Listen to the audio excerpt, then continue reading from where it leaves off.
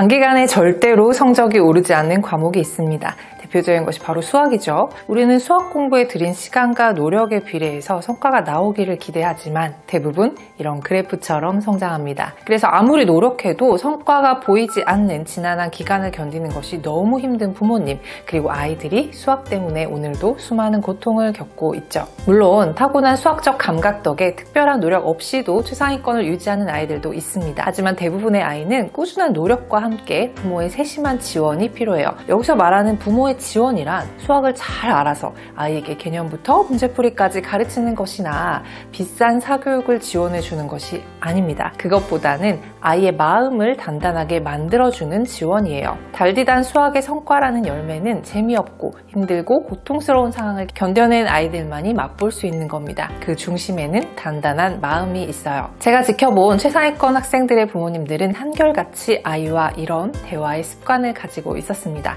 어떤 건지 궁금하시죠? 지금 바로 시작해 볼게요. 아이를 단단하게 만드는 말, 그 시작은 아이가 학교에서 돌아오는 순간부터입니다. 아이가 학교에서 수학을 어떻게 배웠는지 궁금하다면 우리는 보통 어떤 질문을 할까요? 오늘 수학 시간에 뭐 배웠어? 겠죠? 그런데 그보다는 이렇게 물어보세요. 오늘 수학 시간에 이해가 안 된다고 느낀 부분이 있었어? 어때요? 이런 질문의 차이가 왜 중요할까요? 첫 번째 질문은 아이에게 부담을 주기 쉽습니다. 마치 시험을 보는 것처럼 배운 내용을 떠올려서 어느 정도는 완벽하게 답해야 한다는 압박감이 생겨요. 하지만 두 번째 질문은 다릅니다. 이해가 안 되는 것이 자연스럽고 당연하다는 메시지를 전달하죠. 그리고 이어서 이런 대화를 나눠보는 거예요. 그래? 그 부분이 이해가 안 됐구나. 수학은 원래 그래. 엄마도 학교 다닐 때 그 부분 처음 배웠을 때 완전 헷갈렸었어. 아이에게 공감을 해주면서 말을 이어가면 아이는 자신의 어려움을 아무도 모르게 숨기는 것보다 표현하는 것이 더 안전하다고 느끼게 되죠. 거기에 더해서 엄마도 처음엔 그게 참 어려웠는데 계속 생각하다 보니까 어느 순간 아하 하는 순간이 왔었어. 수학이 그런 것 같아. 처음부터 다 알 수는 없는 거야. 이렇게 말해주세요. 이런 대화는 단순한 위로가 아닙니다. 수학적 사고의 발전 과정을 자연스럽게 설명해 주는 거예요. 모르는 것을 부끄러워하지 않고 그것을 해결해가는 과정을 즐길 수 있게 만드는 첫걸음이죠. 여기서 포인트는 계속 생각하다 보니까 겠죠. 그리고 시간이 좀 지난 후에 자연스럽게 또 물어보세요. 그때 이해가 안 된다고 했던 거 이후에 떠오른 게 있었어? 숙제처럼 말고 지나가는 말처럼요. 매번 학교 올 때마다 저렇게 묻고 매번 숙제 검사하듯이 하지는 마시고요. 대화 속에 수학이 화제가 되는 거예요. 이런 말들이 한 번, 두 번 시간이 조금씩 쌓여가면 아이들은 수학에 대해 생각을 해보게 됩니다. 그걸 만들어주시는 거예요. 최상위권 학부모들이 자주 쓰는 또 다른 말을 보면 아이가 문제를 틀렸을 때 왜 틀렸어? 아는 거 아니야? 실수하면 어떡해? 라고 하기보다는 틀린 문제가 내 선생님이야. 그 문제가 내가 앞으로 뭘 더 공부해야 하는지 알려주는 거거든? 다음에는 안 틀리면 되는 거야. 라고 말해주시고요.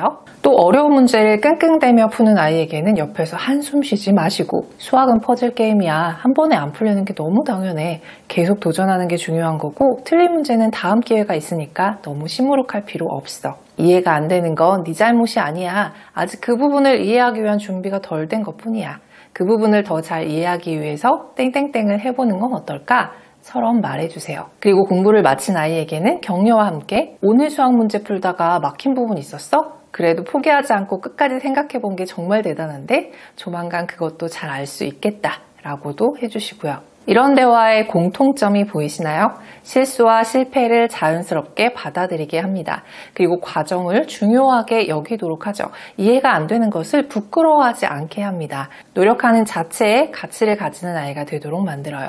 이처럼 수학을 포기하지 않고 끝까지 해내는 아이에게 중요한 것은 지금 당장의 성적이 아니라 수학을 대하는 태도에 초점을 맞춘 대화를 하시는 겁니다. 어차피 대학 입시에서 결정적인 영향을 미치는 고등 내신 및 수능은 초등이 지금부터 엄청나게 먼 이야기입니다. 지금부터 문제 하나하나 맞추는 것에 일희일비하셔서 아이의 마음을 롤러코스터 위에 태우지 마세요. 그리고 초등인 지금은 1등급이 목표지만 여러분도 경험하셨듯이 중등, 고등을 거치면서 현실적인 목표로 수위를 조절할 때가 올 겁니다. 수학이 아예 진로 진학에 발목을 잡지 않는 마지노선이 3등급 정도거든요. 3등급을 맞는 것이 생각보다 쉽지 않아요. 하지만 포기하지 않으면 다다를 수 있는 현실적인 목표이기도 합니다. 그런데 너무 많은 아이가 너무 일찍 수학을 포기합니다. 아이들도요, 수학을 일찍부터 포기하면 나중에 답이 없다는 걸 다 잘 알아요. 하지만 어려워도 도전할 마음이 단단하지 못합니다. 나만 못하는 것 같거든요. 지금 못하면 계속 못할 것 같거든요. 제가 예전에 가르쳤던 아이 중에 수학에 재능이 없는데도 성적이 객관적으로 좋다고 할 수 없는데도 수학이 좋다고 하던 아이가 있었어요. 부모님은 노력에 비해 성적이 안 나오니까 너무 안타까워 하셨는데 결국 그 아이는 현실적인 수학 목표 달성할 때까지 수학을 재미있게 공부했습니다. 그게 마음의 문제였던 거예요. 어차피 해야 할 거 고통을 줄여줘야 하잖아요. 그러니 여러분도 아이들에게 왜 이것도 몰라 라는 말 대신에 어떤 부분이 어려웠는지 같이 이야기해볼까? 처럼 누구나 겪는 이 과정을 같이 이겨내보자 라는 메시지를 전달해주세요. 공부 자체가 그렇긴 하지만 특히 수학 공부는 마라톤과 같습니다. 중간에 포기하지 않고 꾸준히 하는 것이 중요해요. 그 과정에서 여러분이 해줄 수 있는 가장 큰 도움은 아이의 마음을 단단하게 만들어주시는 겁니다. 그리고 그 시작은 바로 오늘 아이가 학교에서 돌아오는 순간부터일 수 있어요. 어색해도 한번 해보시는 거예요. 오늘 영상은 여기까지고요. 저는 다음에 또 유익한 영상으로 인사드리겠습니다. 감사합니다.